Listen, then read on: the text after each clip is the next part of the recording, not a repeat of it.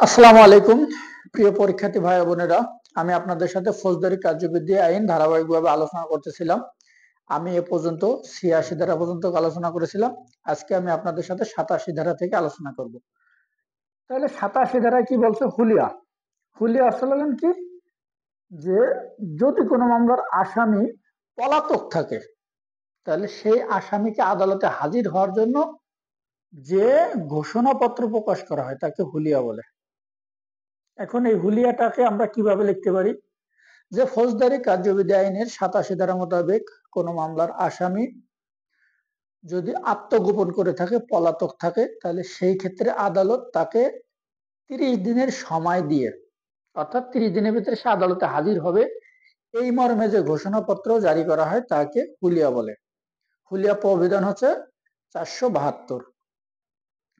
এখন হুলিয়া, এই যে হুলিয়াটা আদালত ইস্যু করছে, এই হুলিয়াটা আমরা জারি করব কিভাবে? এখন সে তো পলাতক আছে, তাকে খুঁজে পাওয়া যাচ্ছে না। তাহলে এই হুলিয়াটা, সে যেহেতু পলাতক আছে, তাকে যেহেতু খুঁজে পাওয়া যাচ্ছে না, তাহলে এই হুলিয়াটা আমরা কি করব? তাহলে এই কথাটা বলা আছে হলেন ৮৭(২) ধারা। অর্থাৎ ৮৭(২) ধারা কি বলছে? হুলিয়া জারির পদ্ধতি। তাহলে হুলিয়া আসলে এই যে ব্যক্তির নামে হুলিয়া জারি করা হয়েছে, সে যে জায়গায় বসবাস করে সেই জায়গায় প্রকাশ্য স্থানে পাঠ করতে হবে, অর্থাৎ পড়ে শোনাতে হবে। আবার এটা হলেন ৮৭(২) এর ক। আর ৮৭(২) এর খতে যে কি বলছে? এই যে ব্যক্তি পলাতক আছে তার বাড়ির আশেপাশে কোনো প্রকাশ্য স্থানে লটকায় দিতে হবে। আর গতে যে কি বলছে? যে আদালত এই হুলিয়াটা ইস্যু করছে সেই আদালতে প্রকাশ্য কোনো স্থানে লটকায় দিতে হবে, তাহলে হুলিয়া জারি হয়েছে বলে গণ্য হবে। এটা গেল ৮৭(২). এখন ৮৭(৩) যে কি বলছে? ৮৭(৩) যে বলছে যে এই যে হুলিয়াটা জারি করা হয়েছে বা হুলিয়াটা ইস্যু করা হয়েছে, এইটা আদালত যদি মনে করে যে কোনো নির্দিষ্ট একটা দিনে বা তারিখে এটা প্রকাশিত হয়েছে, তাহলে এই হুলিয়া জারি হয়েছে বলে আদালত মনে করবে এবং আদালত ধরে নেবে যে হ্যাঁ, হুলিয়াটা জারি হয়ে গেছে। এখন এই যে নির্দিষ্ট দিন বা তারিখে প্রকাশিত হয়েছে বা হয়েছে, এইটা কিভাবে আমরা বুঝবো? তাহলে এইটা আসলে কোনো জাতীয় দৈনিক পত্রিকায় যদি নির্দিষ্ট দিন বা তারিখে প্রকাশিত হয় তাহলে হুলিয়া জারি হয়েছে বলে গণ্য হবে। এক্ষেত্রেও প্রবিধান ৪৭২ আমরা ব্যবহার করব। এখন ৮৮-তে যে কি বলছে? সম্পত্তি কোরক। এখন এই সম্পত্তি কোরকটা কি? এই যে ব্যক্তি পলাতক রয়েছে, এখন দেখেন আমরা দুনিয়াতে যত যাই কিছু করি সম্পত্তি টাকা পয়সার জন্য করি। এখন দেখা যাচ্ছে আমি কোনো একটা মামলায় পলাতক আছি, এখন আমার সম্পত্তি যদি কোরক করা হয় তাহলে কিন্তু আমি আর পলাতক থাকবো না, তখন আমি অটো হাজির হব। ৮৮-তে যে এই যে সম্পত্তি, এই সম্পত্তি কোরক করার বিধান রয়েছে। এখন এই ৮৮-তে কি বলছে? যে সম্পত্তি কোরক, অর্থাৎ যে ব্যক্তির নামে আমরা ৮৭ ধারা মোতাবেক হুলিয়া জারি করছি সে পলাতক আছে, আত্মগোপন করে আছে, তাহলে যে আদালতে হুলিয়া ইস্যু করছে সে আদালত তার স্থাবর অস্থাবর যত প্রকার সম্পত্তি আছে যাবতীয় সম্পত্তি ক্রয় করার আদেশ দিতে পারে। এটা হলো ৮৮ ধারার মূল কথা। প্রবিধান আমরা ৪৭৪ ব্যবহার করব। এখন ৮৮-র ১-এ কি বলছে? ৮৮-র ১-এ বলছে যে ৮৭ ধারায় যে ব্যক্তির নামে হুলিয়া জারি করা হয়েছে সে পলাতক যদি থাকে তাইলে যে আদালত হুলিয়া ইস্যু করছে সে আদালত তার স্থাবর অস্থাবর সম্পত্তি যত প্রকার সম্পত্তি আছে সকল সম্পত্তি ক্রয় করার আদেশ দিতে পারে। এটা হলো ৮৮-র ১। এখন ৮৮-র ২-এ যে কি বলছে? এই যে ব্যক্তির নামে হুলিয়া ইস্যু করা হয়েছে তার যে জেলায় এই হুলিয়া, যে জেলা হইতে এই হুলিয়া ইস্যু করা হয়েছে তার যদি অন্য জেলায় সম্পত্তি থাকে তাহলে কি হবে? তাহলে অন্য যে জেলায় সম্পত্তি আছে সেই জেলায়, যদি মেট্রো এলাকা হয় তাহলে মেট্রোপলিটন ম্যাজিস্ট্রেট, আর যদি জেলা হয় তাহলে জেলা ম্যাজিস্ট্রেটের অনুমতি নিয়ে ওই জেলার যে সম্পত্তি আছে সেই সম্পত্তি ক্রয়ের আদেশ দিতে পারে বা ক্রয় করা যাবে। এটা হলো ৮৮-র ২। তাহলে এই যে এইখানে আমরা পিআরবি ৪৭৪ ব্যবহার করব। এখন ৮৮-র ৩-এ যে কি বলছে? মানুষের সম্পত্তি হয় দুই প্রকার সম্পত্তি, একটা আসলে স্থাবর সম্পত্তি, একটা হলো অস্থাবর সম্পত্তি। এখন স্থাবর সম্পত্তি কোনটা? যেটা ভূমির সাথে স্থায়ীভাবে সংযুক্ত, সেটা হলো স্থাবর সম্পত্তি। আর অস্থাবর সম্পত্তি আসলে যে সম্পত্তি এক স্থান হতে অন্য স্থানে স্থানান্তর করা যায়, এটা ছিল অস্থাবর সম্পত্তি। এখন স্থাবর সম্পত্তি কি? বাড়িঘর, গাছপালা, দালান কোঠা, জমি, এগুলো হলো স্থাবর সম্পত্তি। আর অস্থাবর সম্পত্তি কি? ঘরের আসবাবপত্র, তারপরে হলো আপনার চেয়ার টেবিল, এইগুলো হলো অস্থাবর সম্পত্তি। এখন এই যে স্থাবর ও অস্থাবর সম্পত্তি ক্রয়ের আদেশ দিয়েছে, তাহলে এটা কিভাবে ক্রয় করব? তাহলে আমরা যদি স্থাবর সম্পত্তি হয়, তাহলে 88(3) কিন্তু একটা স্থাবর এবং অস্থাবর সম্পত্তি ক্রয়ের পদ্ধতি বলা হয়েছে 88(3)। তাহলে স্থাবর সম্পত্তি হলে আমরা কি করব? স্থাবর সম্পত্তি হলে আমরা আটক করব, অর্থাৎ এটা আমরা দখলে নিয়ে নেবো আগে, এটা গেলে আটক বলে।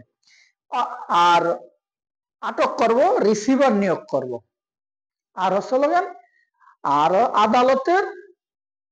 আদালতের মনোনীত কোনো ব্যক্তির মাধ্যমে দখল দিয়ে, অথবা আদালত যেরূপ ইচ্ছা মনে পোষণ করে। এটা হলো 88(3)। এটা হলো স্থাবর সম্পত্তি ক্রয়। তাহলে কি করব? আটক করব, রিসিভার নিয়োগ করব, অথবা আদালতের মনোনীত কোনো ব্যক্তি, অথবা আদালতের ইচ্ছা অনুযায়ী। এখন আটক করলাম আমি, এখন রিসিভার নিয়োগ করলাম। এখন যে আদালতে সম্পত্তি ক্রয়ের আদেশ দিয়েছে, সে আদালত স্থানীয় চেয়ারম্যান বা মেম্বার বা গণ্যমান্য কোনো ব্যক্তির দখলে দিয়ে এই সম্পত্তিটা ক্রয় করতে পারে। আর আদালত যদি ইচ্ছা পোষণ করে যে না, আমি এই সম্পত্তি এখনই নিলামে বিক্রি করে দেবো, সেটা আদালত করে, এটা সম্পূর্ণ আদালতের এখতিয়ার। আর অস্থাবর সম্পত্তি কি? দখলে নিয়ে, অর্থাৎ এই যে চেয়ার টেবিল আসবাবপত্র যা আছে ঘরের যাবতীয় ফার্নিচার, এগুলো দখলে নিয়ে নিলাম, রিসিভার নিয়োগ করলাম আদালতের ইচ্ছা অনুযায়ী, অথবা আদালতের মনোনীত কোনো ব্যক্তির দখলে দিয়েও এই সম্পত্তি ক্রয় করা যাবে। এটা হচ্ছে 88(3). 88(3)-এ স্থাবর সম্পত্তি, আর 88(4)-এ হচ্ছে অস্থাবর সম্পত্তি ক্রয়। এখন 88(5)-এ যে কি বলছে, যে এই যে সম্পত্তি আদালত ক্রয়ের আদেশ দিচ্ছে, এইটা যদি কোনো পশু বা প্রাণী বা কোনো পচনশীল দ্রব্য হয়, তাহলে এই ক্ষেত্রে কি করব? এই ক্ষেত্রে যে সম্পত্তি আদালত ক্রয়ের আদেশ দিচ্ছে, এই সম্পত্তি তৎক্ষণাৎ নিলামে বিক্রি করে দেবে, বিক্রি করে দিয়ে টাকা সরকারি কোষাগারে জমা দেবে। এটা হলো 88(5).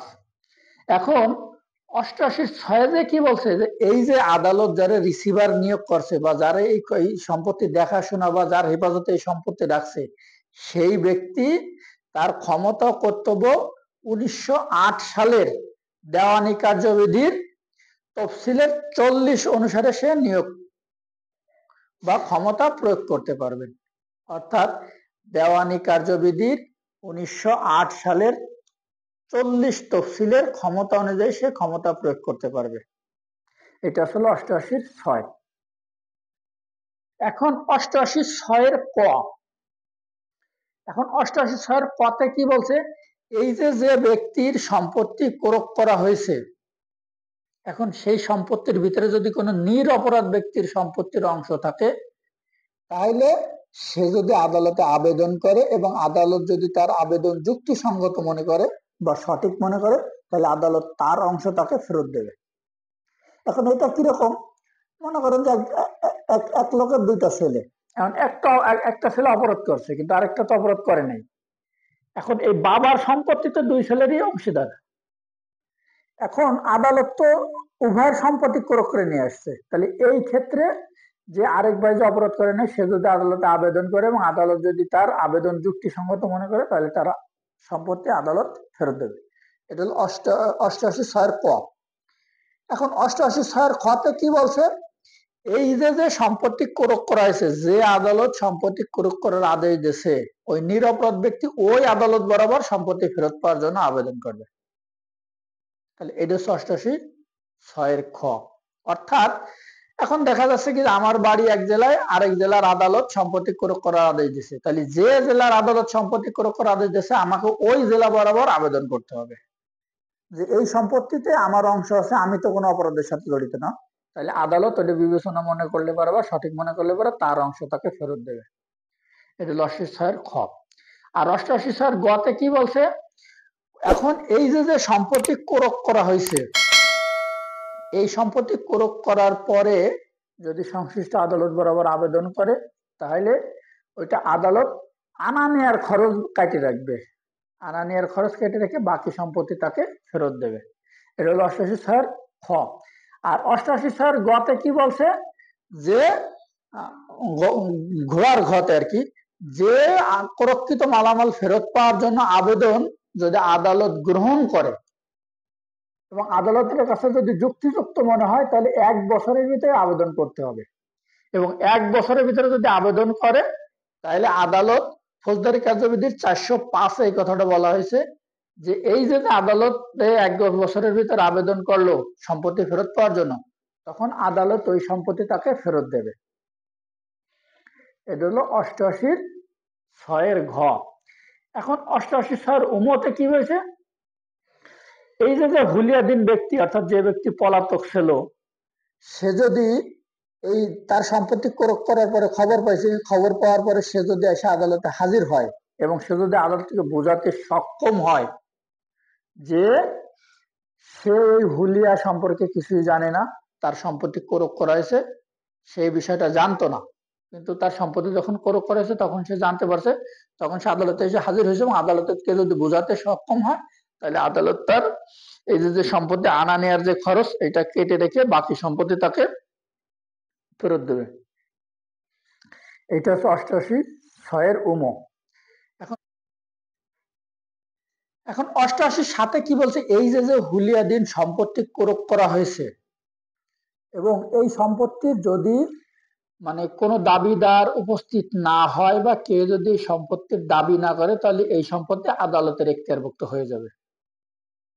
তখন সেই সম্পত্তি আদালত প্রয়োজন অনুযায়ী ব্যবস্থা নেবে। কিন্তু 6 মাস অতিবাহিত যদি হয়ে যায়, তখন আদালত এই সম্পত্তি বিক্রি করে ফেলতে পারে বা আদালত যে কোনো ব্যবস্থা নিতে পারে।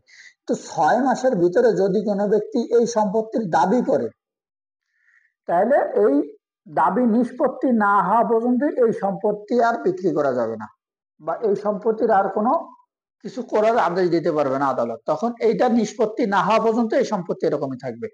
এখন কোন কারণে যে সম্পত্তি ক্রয় করা হয়েছে, সেই সম্পত্তি যদি পচনশীল বা ক্ষয়শীল হয়, তাহলে সেই ক্ষেত্রে ওই সম্পত্তি আদালত বিক্রি করার আদেশ দিতে পারে। এবং এই যে বিক্রি করার আদেশ দিয়েছে, যে বিক্রি করে যে টাকা, এই টাকা সরকারি কোষাগারে জমা থাকবে। এইটাই হচ্ছে মানে 88 মূল কথা, যে আদালতের যদি সে 6 মাসের ভিতরে দাবি করে, তাহলে এই সম্পত্তি আর বিক্রি করা যাবে না, এটা নিষ্পত্তি না হওয়া পর্যন্ত আদালতের হেফাজতে থাকবে। এবং নিষ্পত্তি হলে পরে যে পক্ষ পাবে সেই পক্ষকে সম্পত্তি আদালত ফেরত দেবে। আর যদি পচনশীল ক্ষয়শীল হয়, তাহলে এই সম্পত্তি বিক্রি করে টাকা সরকারি কোষাগারে আদালত জমা রাখতে পারে। তাহলে পরীক্ষার্থী ভাই বোনেরা, আজকে এই পর্যন্ত কি, আমরা আগামী পর্বে 89 থেকে আলোচনা করবো ইনশাল্লাহ। আপনাদের কাছে বিশেষ অনুরোধ, দেখেন মানুষ ভুল ত্রুটির ঊর্ধ্বে নয়। আমি অনেকদিন হয়তো ওই পড়ালেখার থেকে একটু দূরে আছি, তারপরে চেষ্টা করতেছি আপনাদের সঠিক মেসেজ দেওয়ার জন্য। যদি আমার কোনো ভুল ত্রুটি হয়, তাহলে ক্ষমা সুন্দর দৃষ্টিতে দেখবেন এবং কমেন্টে জানাবেন আপনাদের যদি কোনো মতামত থাকে বা আমার যদি কোনো ভুল ত্রুটি হয়। আমি ইনশাল্লাহ সেটা সংশোধন করার চেষ্টা করব। আর একটা বিষয় হচ্ছে, আমার চ্যানেলটি আপনারা অবশ্যই সাবস্ক্রাইব করে দেবেন। ইনশাল্লাহ আমার বিশ্বাস যে আপনারা এর থেকে উপকৃত হবেন। ধন্যবাদ সবাইকে। আসসালামু আলাইকুম।